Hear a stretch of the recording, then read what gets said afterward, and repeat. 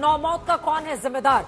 जिस तरह से रेल हादसा हुआ है उसने फिर से सिस्टम को लेकर कई सवाल खड़े कर दिए हैं। विस्तार से आपको रिपोर्ट दिखाने वाले हैं ग्राउंड जीरो पर अभी क्या हालात बने हुए हैं, लेकिन उसके पहले बड़ी खबर आपको देते हैं। लोकसभा चुनाव में रायबरेली और वायनाड से चुनाव जीतने वाले राहुल गांधी को आज फैसला करना है कि वो कौन सी सीट से सांसद बने रहेंगे और कौन सी सीट छोड़ेंगे, क्योंकि नियमों के हिसाब से राहुल गांधी को 14 दिन के भीतर एक सीट का चुनाव करना है। राहुल गांधी की संसदीय सीट को लेकर सूत्रों से बड़ी खबर, बड़ी जानकारी आ रही है। खड़गे के घर नेताओं की बैठक लगातार जारी है। वायनाड सीट छोड़ सकते हैं राहुल गांधी, ये इस वक्त की बड़ी खबर है। राहुल की सीट को लेकर खड़गे के घर पर बैठक जारी है, लेकिन वायनाड की सीट वो छोड़ सकते हैं, यानी कि उत्तर भारत, उत्तर प्रदेश जो सबसे बड़ा सूबा है उसकी रायबरेली की सीट को वो जारी रखेंगे, वहां से सांसद बने रहेंगे। अभी तक की जो बड़ी जानकारी निकलकर सामने आई है, रायबरेली और वायनाड दोनों ही सीटों से जीतने वाले राहुल गांधी इस बार वायनाड की सीट को छोड़ेंगे। आपको बताते चले कि जब से राहुल गांधी 2004 से चुनाव लड़ रहे हैं, लगातार वो अमेठी के सांसद बने रहे, लेकिन 2019 में उनको स्मृति ईरानी के हाथों परास्त होना पड़ा था। उस समय भी वायनाड और अमेठी दो जगहों से उन्होंने चुनाव लड़ा था, फिर वो वायनाड के सांसद बने रहे। लेकिन 2024 में वायनाड में चुनाव संपन्न होने के बाद राहुल गांधी रायबरेली से उतरते हैं, वहां से भी शानदार जीत वो दर्ज करते हैं, लेकिन दोनों में से अब चूंकि एक ही सीट का चुनाव उनको करना है, ऐसे में बड़ी जानकारी ये आ रही है कि वायनाड की सीट वो छोड़ेंगे और राहुल गांधी रायबरेली से सांसद बने रहेंगे। राहुल गौतम हमारे संवाददाता जुड़ चुके हैं ज्यादा जानकारी लेकर। राहुल, प्रियंका गांधी, केसी वेणुगोपाल, सभी बड़े नेताओं की मौजूदगी है, बैठक लगातार जारी है, लेकिन क्या जानकारी निकल कर सामने आ रही है कि रायबरेली से वो सांसद बने रहेंगे और वायनाड की सीट छोड़ सकते हैं राहुल गांधी? देखिए, 2 घंटे से ये मुलाकात जारी है यहाँ 10 राजा जी मार्ग पर, और कितनी महत्वपूर्ण ये बैठक है इसका अंदाजा आप इस बात से लगा सकते हैं कि सिर्फ 3 सदस्य गांधी परिवार के, इसके अलावा मल्लिकार्जुन खड़गे खुद जो कि राष्ट्रीय अध्यक्ष हैं और केसी वेणुगोपाल जो कि संगठन महासचिव हैं, केवल 5 लोग मंत्रणा कर रहे हैं, चर्चा कर रहे हैं। और सूत्रों के मुताबिक अब से थोड़ी देर के बाद ही ये सस्पेंस खत्म हो जाएगा कि आखिर राहुल गांधी अगले 5 साल तक कौन सी सीट को रिप्रेजेंट करेंगे लोकसभा के अंदर। जानकारी के मुताबिक राहुल गांधी रायबरेली रखेंगे और वायनाड की जो सीट है उसको वो छोड़ देंगे। इसका जो सबसे मुख्य कारण है वो है पॉलिटिकल लेगेसी सोनिया गांधी की, उसको आगे लेकर जाना और साथ ही साथ ये मैसेज देना उत्तर प्रदेश और नॉर्दर्न पार्ट को कि कांग्रेस पार्टी के लिए वो कितना महत्वपूर्ण है।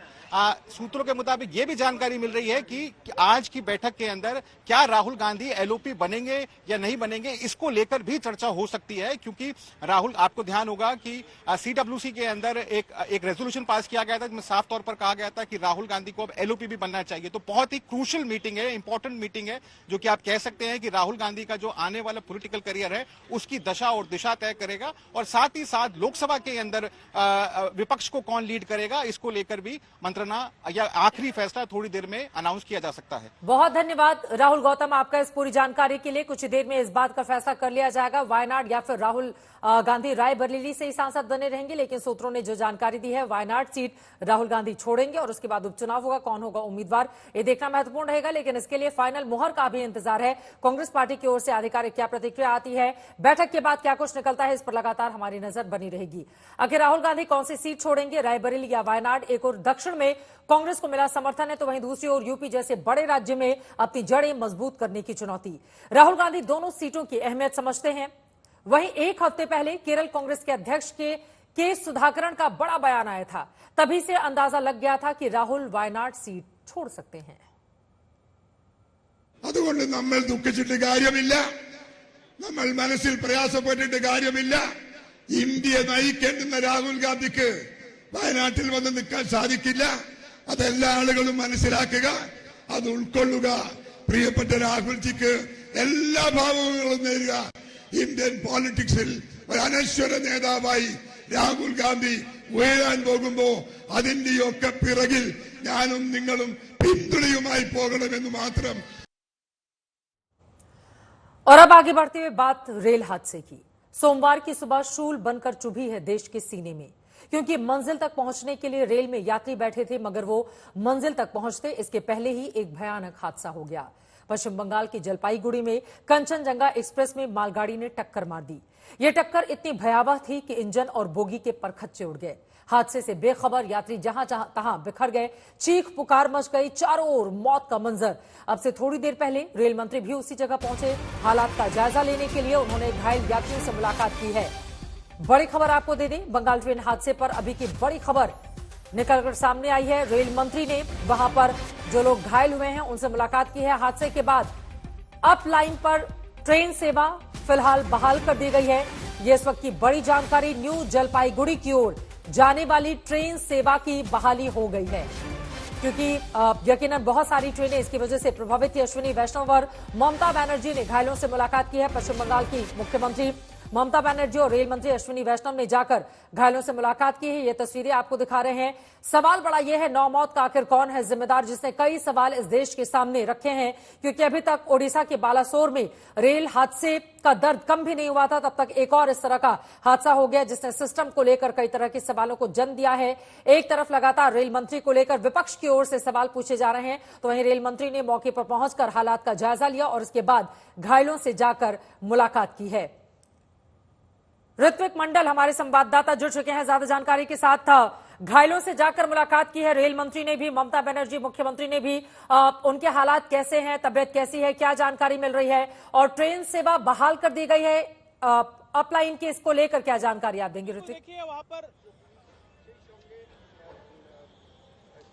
देखिए सबसे बड़ी जानकारी इस वक्त जो मैं मेरे दर्शकों को बता दूं कि जो रेलवे के सूत्रों से हमें मिल पा रही है कि यहाँ पर जो जिस चूक की बात की जा रही है उस पर जो है इशारा रेल की तरफ से कर दिया गया है। जो खबर हमें मिल पा रही है कि जो कांचनजंगा के ट्रेन के जो ड्राइवर है उनको ये निर्देश दी गई थी रेलवे की तरफ से।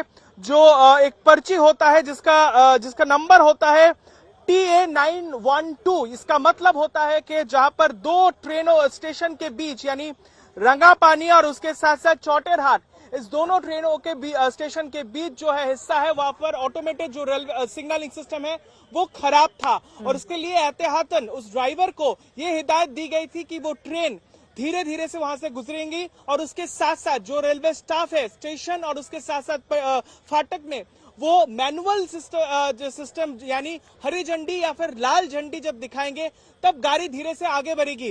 तो यही कारण इस गाड़ी का धीरे रफ्तार कम था। लेकिन सवाल इसमें पैदा होता है कि जहां पर इस तरीके के निर्देश था तो पीछे से, जहां पर रेलवे अधिकारी का कहना है, CPRO खुद कहा है कि पीछे से आती हुई जो गुड्स ट्रेन है उसकी रफ्तार ज्यादा था। इसके मुताबिक रेलवे का निर्देश रहता है जिसको इस तरीके की पर्ची दी जाती है, उसका मतलब उस सेक्शन में जब एक ट्रेन मौजूद है उस सेक्शन में पीछे से कोई दूसरा ट्रेन नहीं आ सकता, अगर आएगा भी तो धीरे धीरे। उसके लिए भी वही निर्देश है। जहां पर ऑटोमेटिक सिग्नलिंग सिस्टम काम नहीं कर रहा है, जो कागज हमारे पास है, जो तथ्य हमारे सामने है रेलवे के सूत्र से, तो उस पर यह स्पष्ट होता है कि गुड्स ट्रेन के लिए भी, मालगाड़ी के लिए भी यही निर्देश था, वो धीरे धीरे गुजरेगा। लेकिन यहाँ पर मौके पर आकर हमें जो लगता है और रेलवे आधिकारिक की जो पुष्टि अभी तक कर चुकी है कि इसकी रफ्तार बहुत ज्यादा थी, तो जो मैनुअल चूक की बात हो रही है ये सामने निकल कर आ रहा है कि किस तरीके से यहाँ पर उल्लंघन हुआ है। और रेलवे की माने तो उनका कहना है इस पहलू पर वो भी जांच कर रहे हैं। फिलहाल राहत और बचाव का काम चल रहा है और रात का वक्त हो चुका है, लेकिन डेब्रिज को हटाने के लिए,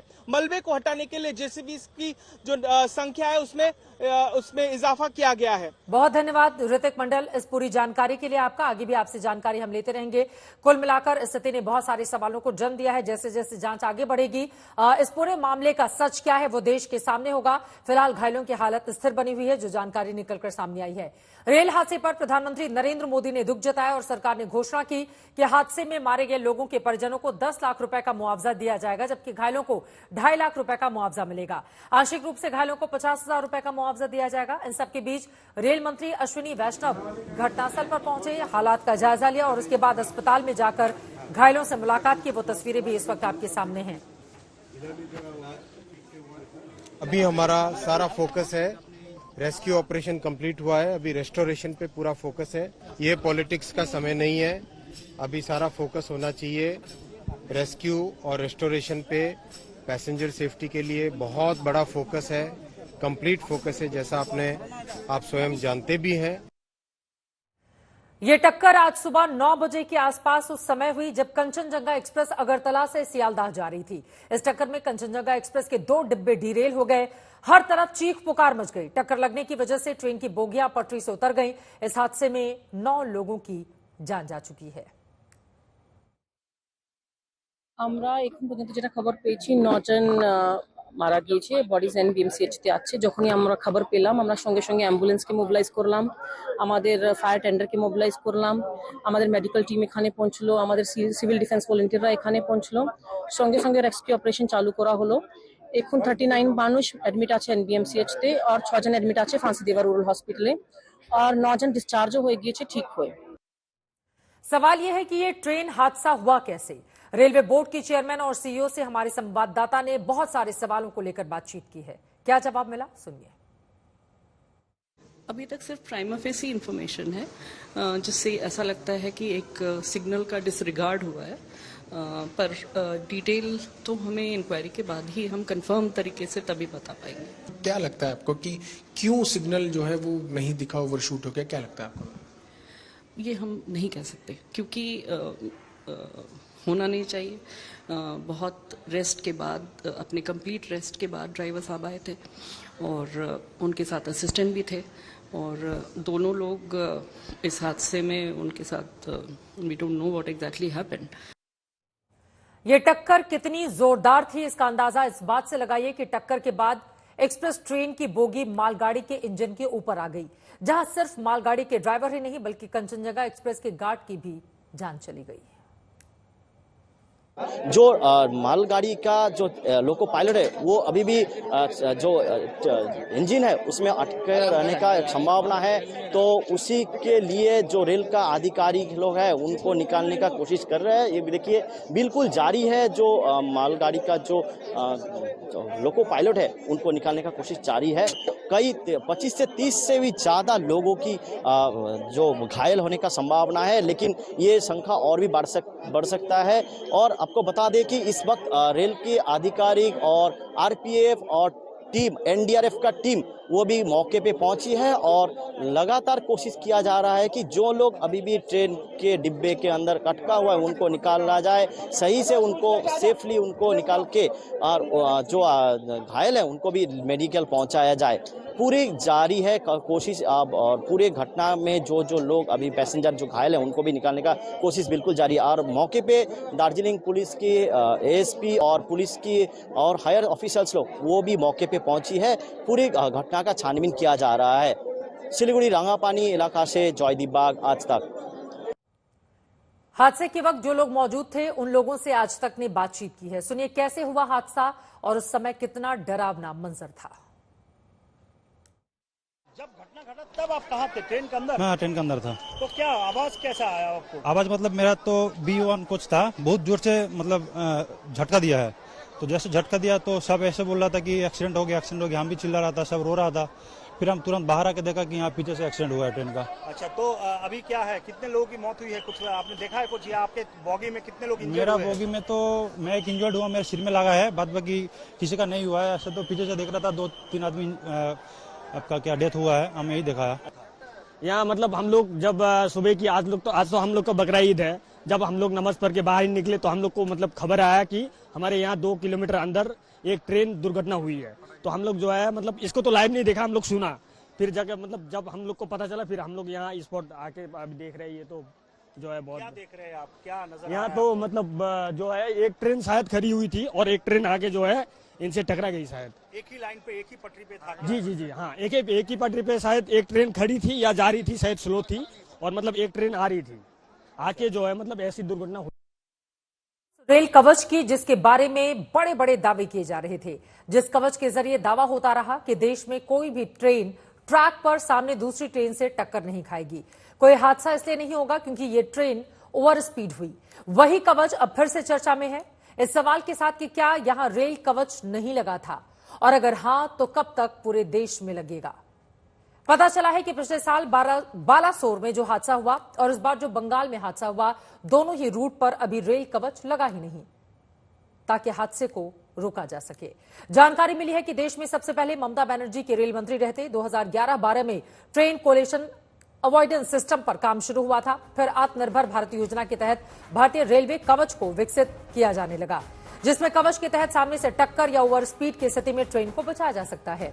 8 साल पहले फरवरी 2016 में पहली बार पैसेंजर ट्रेन में इस कवच सिस्टम का ट्रायल हुआ था, लेकिन अभी देश में कुल जमा 1465 रूट पर किलोमीटर पर ही कवच सिस्टम काम कर रहा है। दिल्ली मुंबई और दिल्ली हावड़ा सेक्शन पर 2,951 रूट किलोमीटर का काम अभी पूरा होना बाकी है। 35,736 किलोमीटर रूट पर कवच को स्वीकृत किया गया है। यानी भले ही देश में 2011-12 में दूसरे नाम से ट्रेन को टक्कर से रोकने वाली तकनीकी पर काम शुरू हुआ था, लेकिन 14 साल बाद भी नाम बदलकर कवच अभी पूरी तरह से हर रूट पर लग नहीं पाया। अगर लग जाता तो निश्चित तौर पर इस हादसे को रोका जा सकता था। कवच तो अभी गुवाहाटी के लिए प्लान्ड है। दिल्ली गुवाहाटी रूट जो है वो नेक्स्ट प्लान में है।